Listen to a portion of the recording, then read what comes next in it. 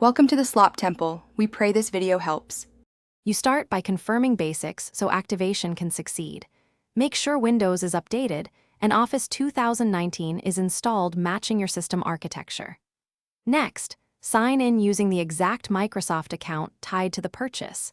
Mismatched accounts prevent license detection.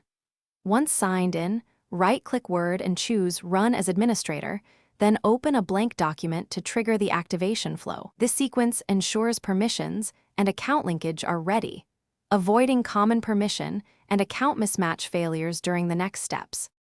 You now perform the actual activation. Go to File, Account, then select Activate Product or Change License and paste your 25-character product key if prompted.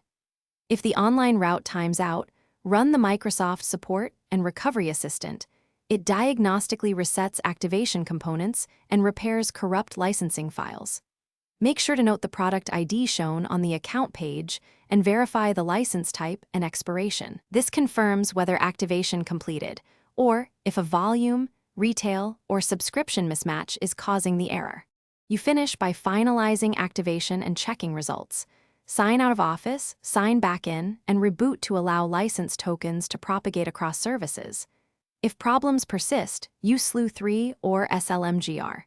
VBS commands only if you understand Windows licensing. These target activation layers but can be risky, otherwise avoid them.